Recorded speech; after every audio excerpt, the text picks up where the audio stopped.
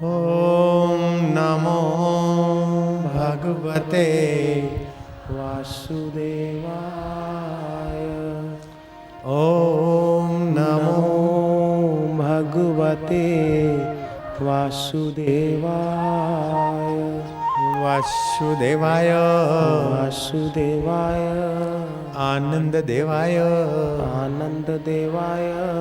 माधुर्य देवाय माधुर्य देवाय। मुक्ति देवाय भक्ति देवाय।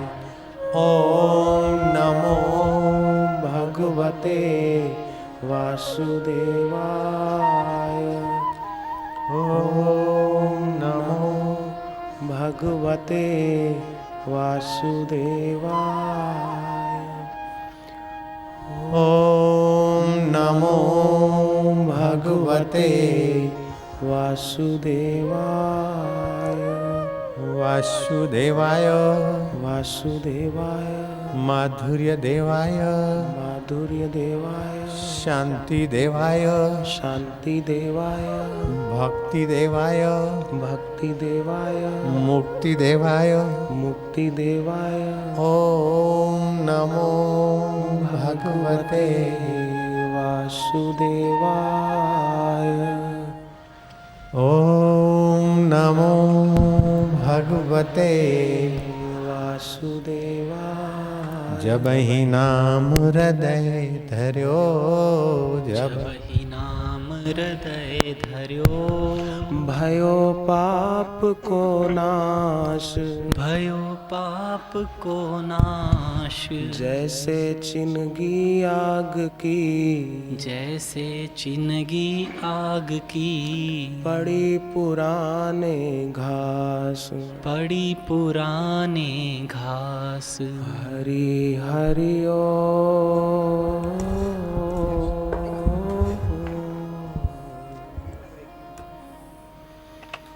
तेषामेवानुकम्पार्थ तेषामेवानुकम्पार्थ। अहं ज्ञानजमं तमः अहं ज्ञानजमं तमः। नाश्यामि आत्मभावस्थो नाशयामात्मभावस्थो। ज्ञानदीपेन भास्वतः ज्ञानदीपेन भास्वतः। भगवान कहते हैं कि उन भक्तों पर कृपा करने के लिए ही उनके स्वरूप में रहने वाला जो मैं उनके अज्ञान जन्य अंधकार को दे दीप्यमान ज्ञान रूपी दीपक के द्वारा सर्वथा नष्ट कर देता हूँ। ध्यान देना, 3 प्रकार के चक्षु हैं। एक तो ये आंखें जो है इसको चर्म चक्षु बोलते हैं। इससे ये दुनिया दिखती है। ये चर्म चक्षु राग द्वेष आकर्षण विकर्षण काम क्रोध पैदा करके जीव को बंधनों में फंसाते ही है। 3 प्रकार की सृष्टि और 3 प्रकार के चक्षु।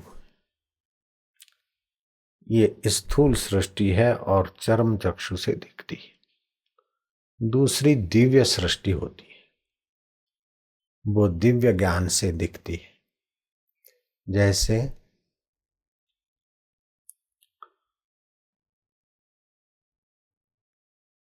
भगवान ने अर्जुन को दिव्य चक्षु दिए और ऋषि मुनि देवता गंधर्व किन्नर सब एक भगवान की सत्ता में ही सब दिख रहे हैं।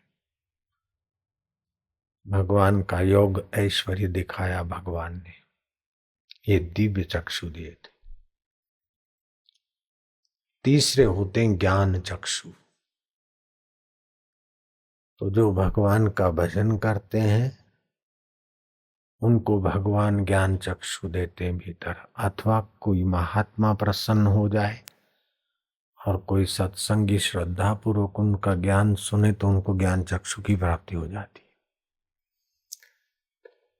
तो चरम चक्षु से कितनी बार दुनिया को भोगो देखो, अंत में ठन ठन पाल रह जाता आदमी। दिव्य चक्षु से भगवान का वैभव देखे अर्जुन चकित तो हो गए,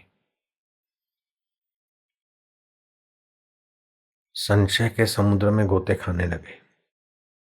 जब भगवान ने कृपा की, अर्जुन को सत्संग के द्वारा ज्ञान चक्षु दिए,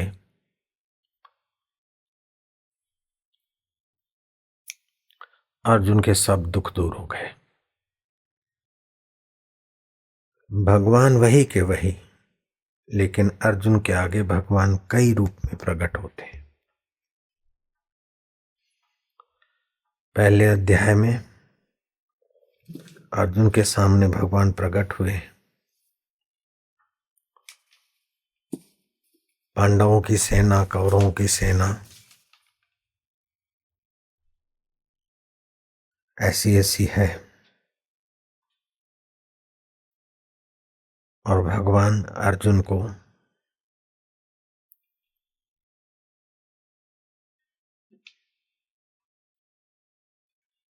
युद्ध के लिए तैयार देखकर ले आए रथ में। भगवान सारथी बने पहले अध्याय में। दूसरे अध्याय में वही के वही भगवान अर्जुन के आगे गुरु बने।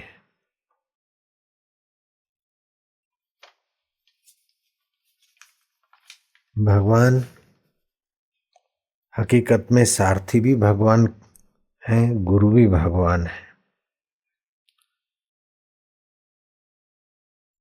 मित्र के गहराई में भी भगवान है, लेकिन ये ज्ञान चक्षु के अभाव के कारण चर्म चक्षु से व्यक्ति को ये दुश्मन है, ये दोस्त है, ये अपना है, ये पराया है दिखता है, और इसी आपाधापी में सारी जिंदगी खत्म करके बेचारा रीता रह जाता है, खोखला रह जाता है। मनुष्य में इतनी शक्ति भरी हुई है। ब्रह्म वैवर्त पुराण का श्लोक है, मनुष्य क्रियते यत्तु तन्न शक्यम सुरासुरहि। ब्रह्म वैवर्त 27-70। जो मनुष्य कर सकता है वो सुर देवता और असुर दैत्य भी नहीं कर सकते। ऐसा ऊंचा अनुभव और ऊंची कमाई मनुष्य कर सकता है, लेकिन चर्म चक्षुओं में उलझने के कारण, दिव्य चक्षु और ज्ञान चक्षु का प्रकाश नहीं पाने के कारण जीव बेचारा ठगा रह जाता है। भगवान की भक्ति से जीव के अंतःकरण के कषाय मैल धुलते हैं और फिर उसकी ज्ञान चक्षु पाने की रुचि हो जाती। जैसे तुम्हारी ये चर्म चक्षु हैं, ज्ञान चक्षु से विलक्षण है। ज्ञान चक्षु बुद्धि में सूझबूझ का नाम है ज्ञान चक्षु। भगवान ने गीत विष्णु पुराण में कहा, यन्नाम कीर्तनम भक्त्याः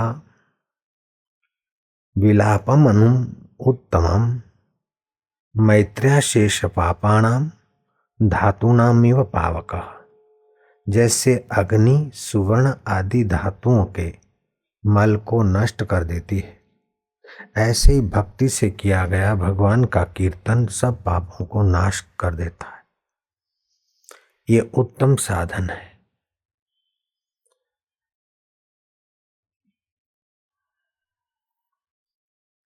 आठ मास मुख से जपे, 16 मास कंठ जाप, 32 मास हृदय जपे, तन में रहे न पाप। तन में रहे न पाप, भक्ति का उपजे पौधा।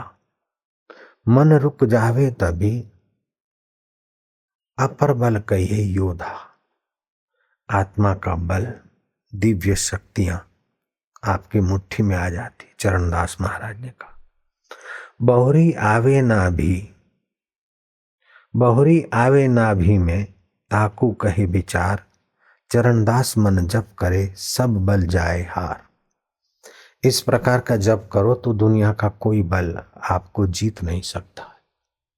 इस प्रकार का जप करो तो कोई आसुरी बल, दैत्य बल अथवा देव बल आपको परास्त नहीं कर सकता। 8 मास मुख से जपे। जैसे गुरु मंत्र लिया, होठ हिल रहे हैं, जीभ चल रही है, ओम नमो भगवते वासुदेवाय, हरि ओम आदि 12,000 जप रोज करें 8 मास। स्थूल शरीर के दोष धुल जाएंगे। 16 मास कंठ में जपे, होठ न ले, कंठ में जप चले, और 32 मास हृदय में जपे।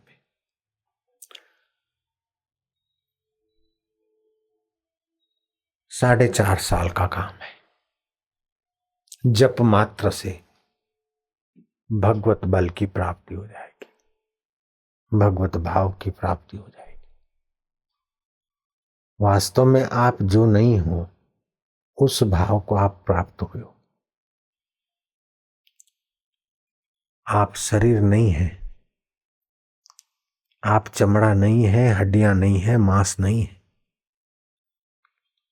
फिर भी चमड़ा, हड्डी और मांस वाले शरीर को ही मैं मान रहे। ज्ञान चक्षु बंद है, और इसी हड्डी मांस वाले शरीर को खिलाने पिलाने जिलाने और इज्जत आबरू में कई सदियां खप गई, कई जिंदगियां पूरी हो गई।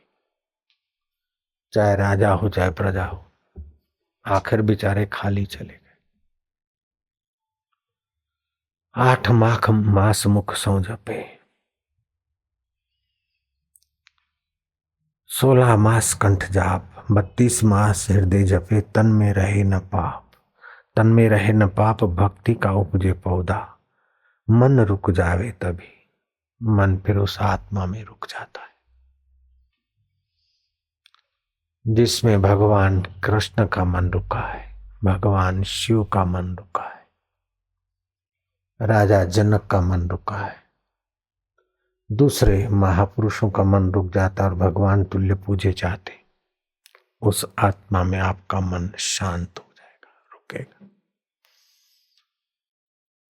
वहां एक बार रुक जाए, फिर आप जो भी व्यवहार करेंगे, व्यवहार किया, फिर आकर उसी में बैठ जाएगा मन।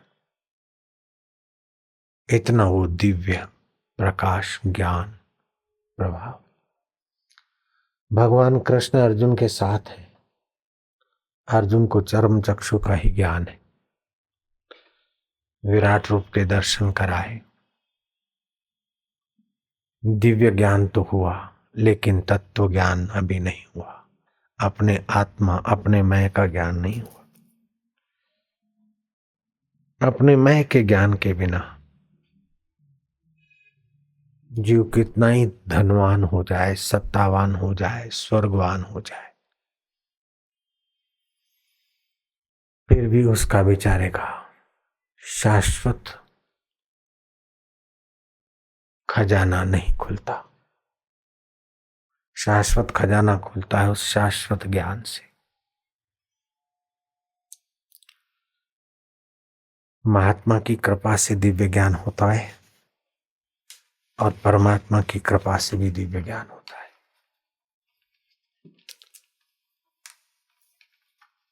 परमात्मा की निष्काम भक्ति से हृदय में दिव्य ज्ञान आता है तो एक चरम चक्षु होते हैं।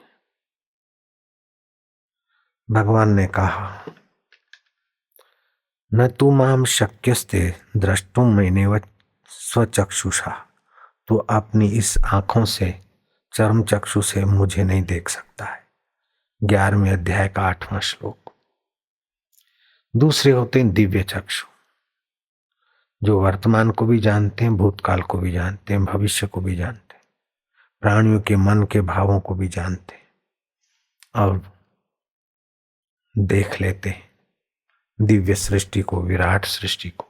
वो दिव्य चक्षु है। दिव्यम ददामी ते चक्षु पश्य में योग ऐश्वर्यम।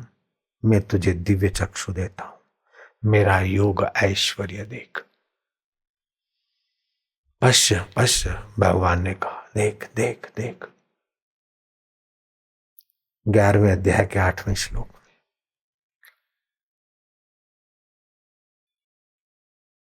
तीसरे होते हैं ज्ञान चक्षु, क्षेत्र क्षेत्रज्ञो यो रेव मंत्र ज्ञान चक्षुषा। भूत प्रकृति में मोक्षम च ये विदुर्यांति मैं परम। जो ज्ञान चक्षु से क्षेत्र और क्षेत्रज्ञ के अंतर को, विभाग को, कार्य कारण सहित प्रकृति से स्वयं को अलग जान लेता, वो परमात्मा को प्राप्त हो जाता है। 13वें अध्याय के 34वें श्लोक में कहा, यह हाथ प्रकृति का है। हाथ मैं हूं नहीं, हाथ ही प्रकृति का, पंचभूतों का है। सिर भी प्रकृति का है, पैर भी प्रकृति के, सारा शरीर प्रकृति का है, 5 भूतों का है। ये क्षेत्र है। जैसे खेत में जैसे बीज बोते हैं ऐसे फल मिलते हैं, ऐसे इस शरीर से जैसे कर्म करता है जीव, ऐसे ही उसको फल मिलते हैं। शुभ का फल सुख भोग कर जीव वहीं पहुंच जाता है जहां से शुभ किया था। अशुभ का फल दुख भोग कर जीव वहीं पहुंच जाता है, फिर करता है, फिर पहुंचता है, फिर ऐसे जीव कई जन्मों से भटकता रहता है। जब ज्ञान चक्षु मिले कि ये क्षेत्र है, ये शरीर कर्म करने का एक साधन है, शरीर में नहीं। मन संकल्प विकल्प करने वाला साधन है।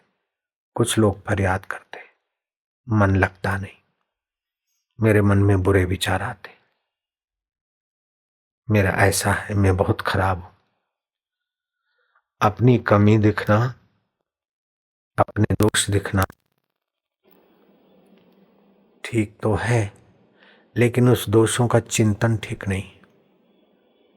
दोष दिख गए, वो दोष शरीर में है, मन में है। मुझ में मेरा परमात्मा है, परमात्मा में मैं हूं।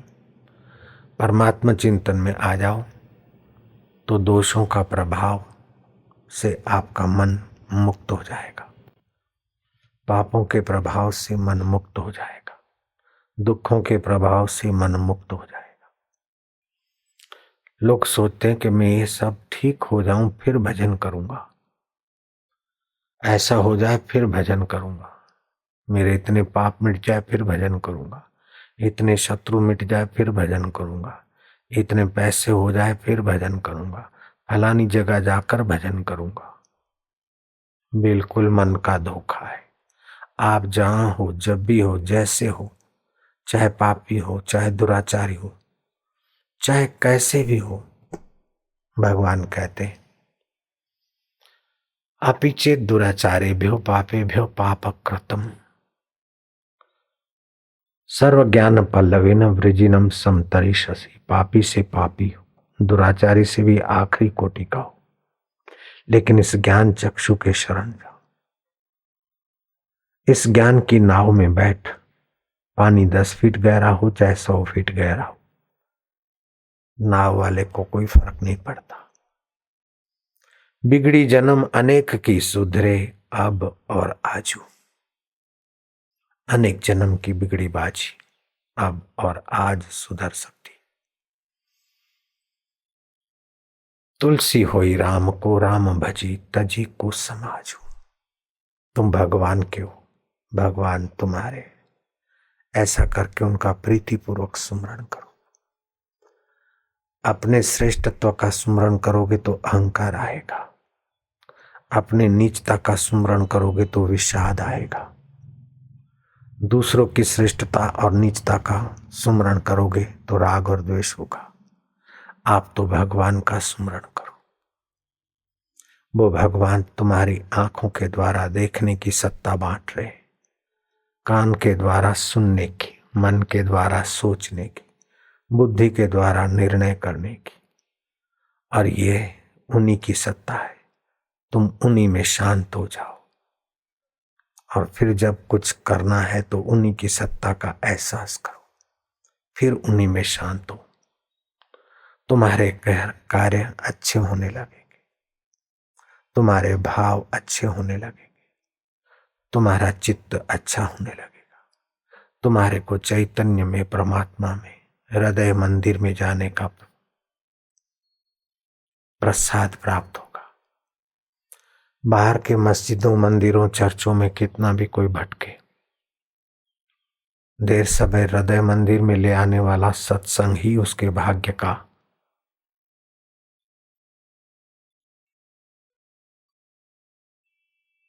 एक सुंदर संकेत है। जब तक सत्संग में रुचि नहीं हुई तो समझो अभी मंदिरों में जाना फला नहीं, पूजागृहों में जाना, चर्चों में जाना फला नहीं। ब्रह्मज्ञानी गुरु के सत्संग में आ गए, हृदय मंदिर की बात सुनी, समझो मंदिरों में जाना सफल हो गया, मनुष्य जन्म लेना सफल हो गया, पुण्य करना सफल हो गया, दान करना सफल हो गया, स्नान करना सफल हो गया हृदय मंदिर में। वो ज्ञान चक्षु कठिन नहीं है। क्षेत्र क्या है, क्षेत्रज्ञ क्या है? शरीर क्षेत्र है। इसमें जैसे जैसे कर्म के बीज बोते ऐसे ऐसे फल लगते, लेकिन उन फलों के भोग को तुम जानते हो, कर्मों को जानते हो, सुखों को जानते हो, दुखों को भी जानते हो, चिंताओं को भी जानते हो, लेकिन चिंता से मिल जाते हो, तुम चिंता की खाई में गिर जाते हो। दुखों को जानते हो लेकिन दुखों से मिल जाते हो, ज्ञान चक्षु का आश्रय नहीं लेते हो, दुखों में आप दब जाते हो, सुखों में अहंकार में आ जाते हो, माया के थपेड़े लगते हैं आपको, सारी जिंदगी मेहनत कर करके थक जाते, फिर भी पूर्ण जीवन, पूर्ण शांति, पूर्ण संतोष का, पूर्ण सुख का पता नहीं चलता।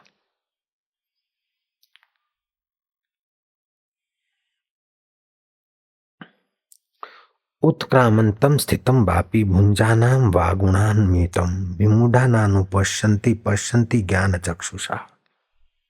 भगवान कहते शरीर को छोड़कर जाते हुए ये दूसरे शरीर में स्थित होता है, अथवा विषयों को भोगते हुए भी गुणों से युक्त जीवात्मा के स्वरूप में को मूढ़ मनुष्य नहीं जानते, ज्ञान चक्षु वाला ज्ञानी पुरुष जानता है। अर्जुन तो ज्ञानी पुरुष जैसा बन जा, और अर्जुन ने युद्ध के मैदान में वो ज्ञान पा लिया। गीता के 15वें अध्याय के 10वें श्लोक में आया, दृश्य मात्र निरंतर आदर्शन में जा रहा है, प्रत्यक्ष अनुभव कर रहे ज्ञान चक्षु से। बचपन बीत गया, बचपन के खिलौने और तोतली भाषा चली गई, बचपन की बुशट और नन्ही सी चड्डी अब आपके पहचानने में भी नहीं आती। कोई बता दे कि ले ये तो पहनता था, नानी ने, दादी ने, मौसी ने छुपा के रखी, तो लगेगा कि इतनी चड्डी है, मैं तो इतना। तो बचपन बदल गया, बचपन के वस्त्र बदल गए, बुद्धि बदल गई, ये क्षेत्र बदल गया, लेकिन बचपन को जानने वाला जो मैं है, तुम्हारा आत्मा नहीं बदला। किशोर अवस्था आई बदली, जुआनी आई बदली, भर्ती के दिन आए वो बदल गए। भर्ती चल रही, फार्म भरा है, मैं सिलेक्ट हो जाऊं, सलाम मारना सीखा, सलाम मारने में सफल भी हो गए, लेकिन वो दिन स्वप्न हो गया। लेकिन उसको जो जानता है वो अपना हो जाए, इसी का नाम मनुष्य जीवन है। वो दिन याद करो, मंगनी नहीं हुई थी, मूछें आ रही थी, आईने में देखते थे, मंगनी की बात सुनी, शादी होगी, शादी की सजावट हुई, बैंड बाजे बने, दूल्हा ठाठ माठ से चल रहा है। सोचा कि अब सुख के दरिया में जाकर आराम से रहेंगे, बड़े सुखी हो जाएंगे। सब पैदल चल रहे हैं, गाने गा रहे हैं, नाच रहे हैं, कूद रहे हैं, और आप बड़े ठाठ माठ से रथ में, घोड़े पे, कार में बैठे हैं। दुल्हा, दुल्हन के द्वार गया तुम्हारा बारात, और दुल्हन भी मेहंदी रची हाथों में, गहने गांठे पहरे, लाली लगाई। दुल्हन समझती थी कि बस अब तुम खुशी के दिन आएंगे। मानो सुख का अमृतमय घड़ा आ रहा है पति, वो समझता है कि अमृतमयी पत्नी से मिलेंगे।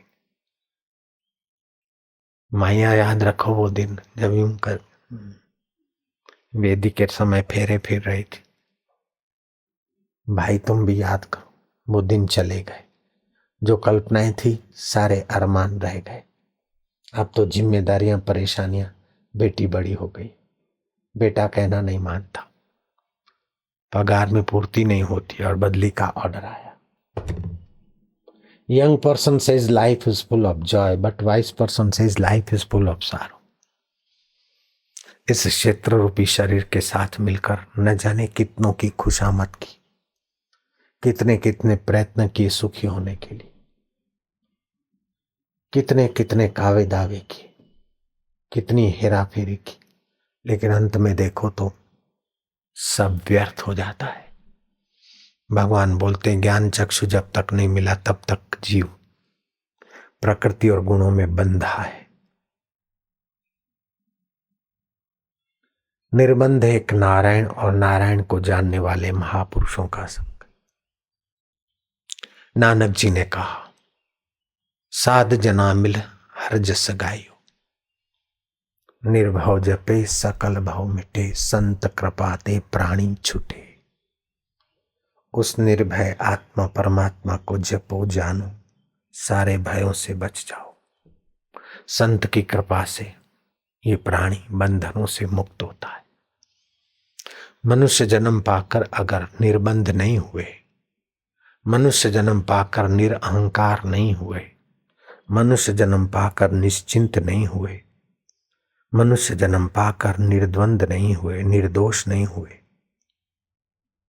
तो फिर 84 लाख योनियों में माताओं के गर्भों में भटकना पड़ेगा। ये मनुष्य जन्म सारे दुखों से छूटने का ज्ञान पाने के लिए, रसमय भगवान की भक्ति पाने के लिए, योगमय भगवान के कर्म योग करने के लिए। कूड़ कपट करने वाला समझता मैंने धोखा करके माल पा लिया, कमा लिया, हूं बहु डॉट डायो छू, लेकिन अंतरात्मा उस पर नाराज होता और उसको भटकाता है। तुलसीदास कहते हैं चतुराई चूल्हे पड़ी, पूर्व पर्यो आचार, तुलसी हरि के भजन बिन चारों वर्ण चमार। ये चमड़े वाले शरीर को कितना भी खिलाओ पिलाओ घुमाओ भुगताओ, आखिर क्या पड़ा रहेगा माल खजाना, छोड़ त्रिया सुत जाना है। जो बैंड बाजे बजाते गए त्रिया को लाए, पत्नी को लाए, उसको छोड़कर जाए, पुत्रों को छोड़कर जाएगा। धन दौलत और हेरा फेरी के तुम्हारे रुपए डॉलर साथ नहीं चलेंगे, अकेला जाना पड़ेगा। बड़ा बीहड़ मार्ग है। अपनी ज्ञान चक्षु के बिना तुम्हारा यहाँ का धन और यहाँ के मित्र और यहाँ के साहब और सत्ता कोई काम में नहीं आएगी।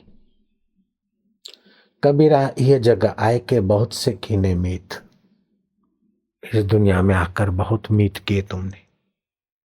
जिन दिल बांधा एक से वे सोए निश्चिंत, उसे एक ज्ञान स्वरूप ईश्वर से दिल बांधा, वे निश्चिंत रहे, बाकी सारी चिंता की आग में झुलसते रहते।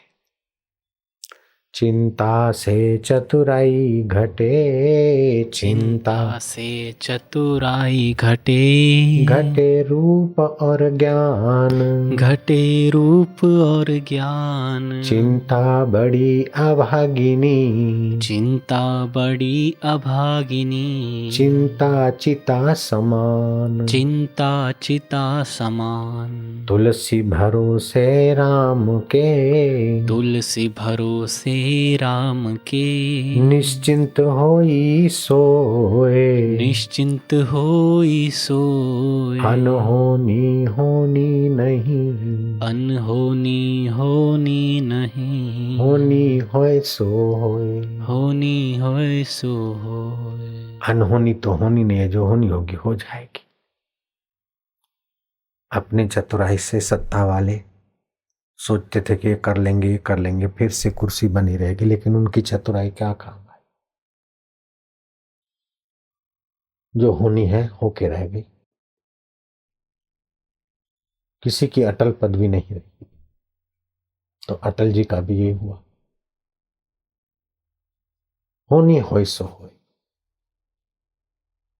तू प्रयत्न कर, लेकिन चिता को अपने जीवन में मत ला। और परिस्थिति कैसी भी आए गुजर जाएगी। मेरो चिंत्यो होत नहीं, हरि को चिंत्यो होए। हरि चिंत्यो हरि करे, मैं रहूं निश्चिंत। सुखदेव जी महाराज के चरणों में परीक्षित ने कहा कि भगवान निर्गुण है, आत्मा निराकार है, सम है। फिर भगवान देवताओं का मंगल करने के लिए दैत्यों का विनाश करते हैं, अवतार लेते हैं। एक साधारण पुरुष जैसे अपने प्रशंसक का सहयोग करे, इसी प्रकार का छोटा काम भगवान क्यों करते? भक्तों के पक्ष लेते हैं और दैत्यों का संहार करते हैं। हालांकि भगवान निराकार है, सम है, शांत है, निर्विकार है, फिर भी मेरी बुद्धि में समझ में नहीं आता कि भगवान ऐसा क्यों करते। तब सुखदेव जी कहते हैं, परीक्षित तुमने सुंदर प्रश्न किया है। शिशुपाल और दंतवक्र पानी पी पी कर भगवान को गालियां देते थे। जैसे मुजरिम की थाने में पिटाई होती ने, पानी पिला पिला के दे दे दे के दे। जो पुराना मुजरिम होता है, चोरी नहीं बताता है अपना गुनाह, पैरों पे तले डंडे दे और दे दे। बैटरी अथवा डायनामो थोड़ा घुमाकर उसका करंट भी दे देते, उसको लगता है कि बिजली का करंट आया। ये सब करते हैं उससे उगलवाने के लिए।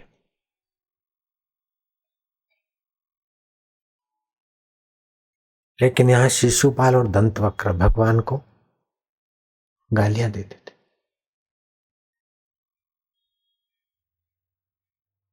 और फिर भगवान का सुदर्शन छूटा और शिशुपाल का तेज भगवान के आत्मा में मिल गया। उनमें नवदा भक्ति नहीं थी, भगवान की चरण सेवा नहीं थी, सख्य भाव भी नहीं था, दास्य भाव भी नहीं था, सत्संग सुनना भी नहीं था, कीर्तन भी नहीं था। फिर भी शिशुपाल दंतवक्र का आत्मा भगवान में कैसे विलय हुआ। और भगवान देवताओं का हित करते हैं और दुष्टों का दमन करते। परीक्षित, ये तुम्हारे दादाजी ने, युधिष्ठिर ने प्रश्न किया था नारद जी से, वैसा ही प्रश्न तुमने किया है। भगवान अजन्मा है, निराकार है, लेकिन सत्वगुण, रजोगुण, तमोगुण, इन 3 गुण की माया से वो सृष्टि का खेल करते। जब सत्वगुण होता है तो ऋषि और देवताओं का अभिष्ट करते।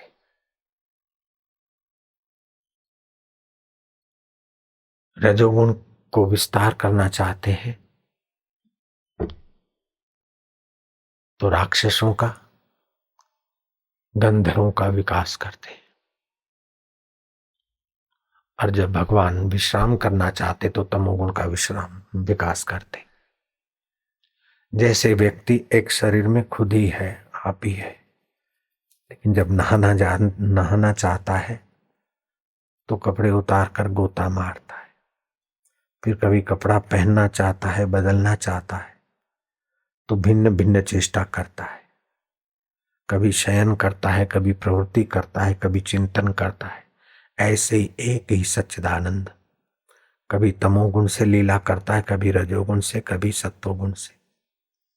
ये उनके गुणों की लीला है। भगवान का सुदर्शन का पवित्र स्पर्श पाकर शिशुपाल और दंतवक्र भगवान का विरोध करने वाले भी थे, लेकिन भगवान का ही चिंतन था। शत्रु रूप में, द्वेष भाव से, मित्र भाव से, सखा भाव से, दास्य भाव से, वात्सल्य भाव से, जार भाव से, किसी भी भाव से भगवान का चिंतन करने वालों का भगवान में प्रवेश हो जाता है।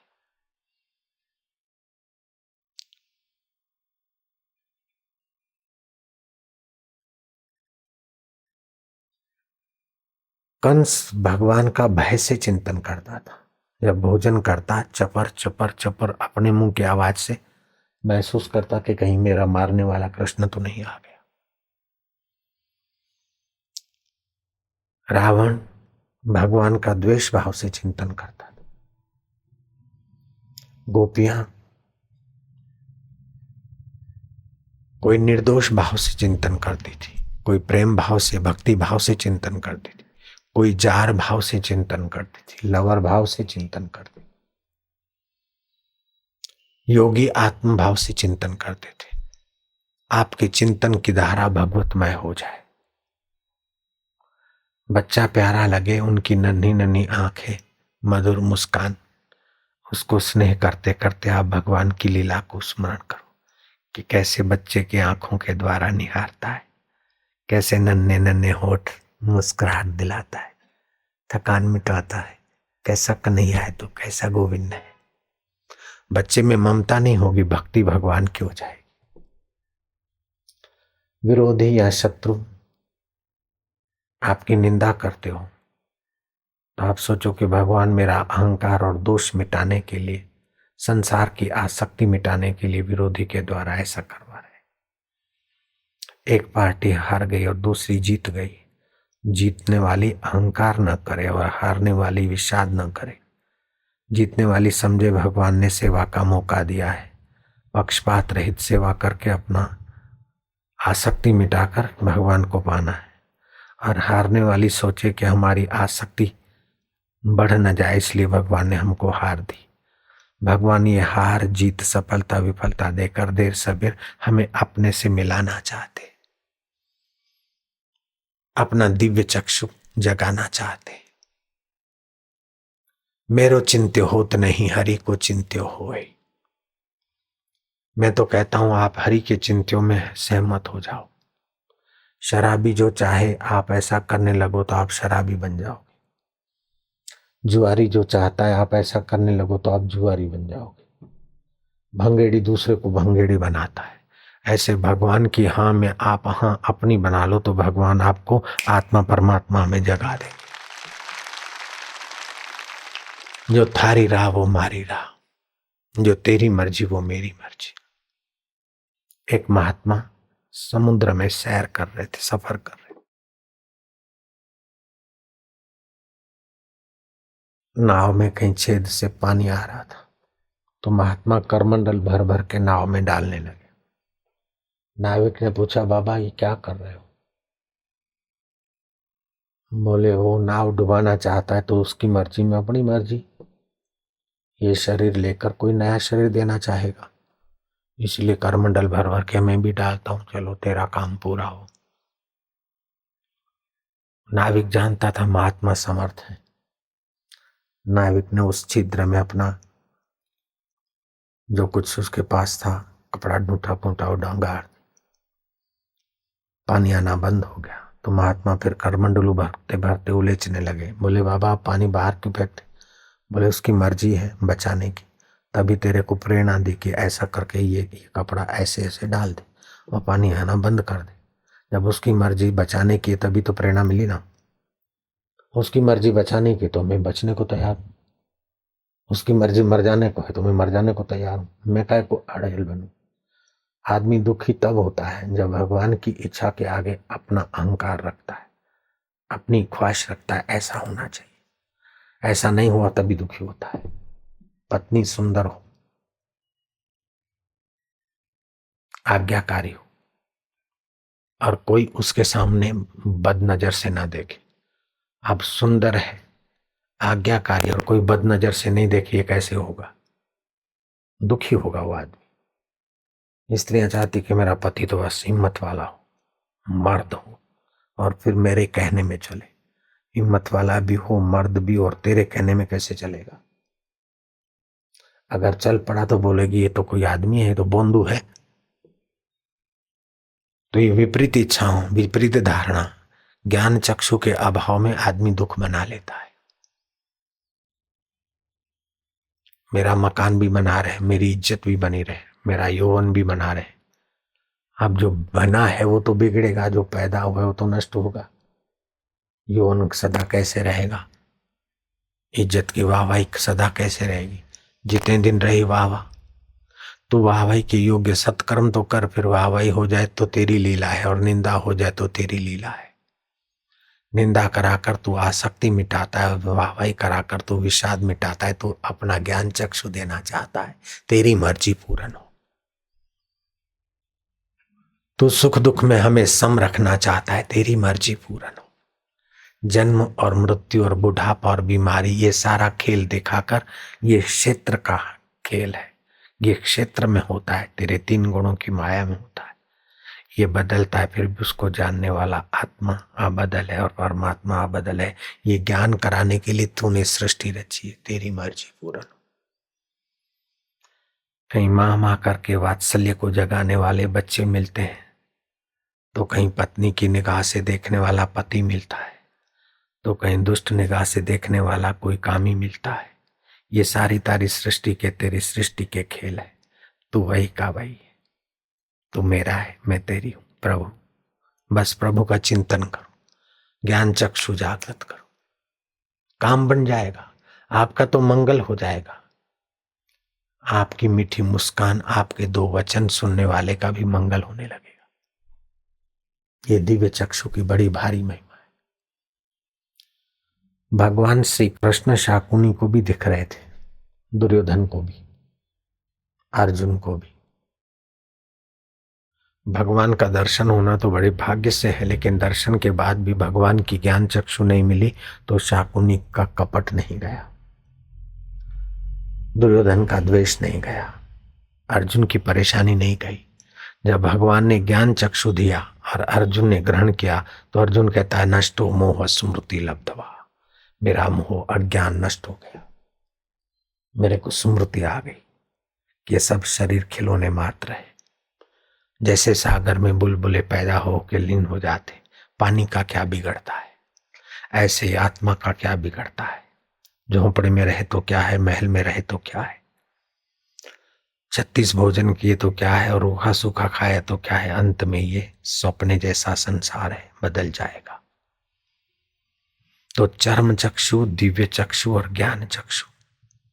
चर्म चक्षु तो कुत्ते, बिल्ले, घोड़े, गधों को भी है। दिव्य चक्षु मनुष्य को कभी गुरु की कृपा से, भगवान की कृपा से ध्यान में कुछ दिख जाता है, लेकिन ज्ञान चक्षु तो जिस पर भगवान की अत्यंत कृपा होती, गुरु के सत्संग की जिस पर अत्यंत कृपा होती, उसको ज्ञान चक्षु जागृत होते। वो जानता कि सुख आया है, इसके पीछे जाने का मजा लो, ये जाने वाला है, इसलिए आसक्ति मत करो। दुख भी आया है तो इससे दबने की जरूरत नहीं, जाने का मजा लो। सुख भी जाएगा, दुख भी जाएगा, उसको देखने वाला मेरा दिल भर दीदार मेरे साथ रहेगा। प्रभु तेरी जय हो। बचपन भी आएगा, जवानी भी आएगी, बुढ़ापा भी आएगा और मृत्यु भी आएगी। जो आएंगे वे जाएंगे, लेकिन मेरा ज्ञान स्वरूप परमात्मा, मैं नरक में रहूं तब भी मेरा साथी है, स्वर्ग में रहूं तब भी है, और मुक्त हो जाऊं तभी भी मुक्त आत्मा में जग जाऊं ज्ञान चक्षु से।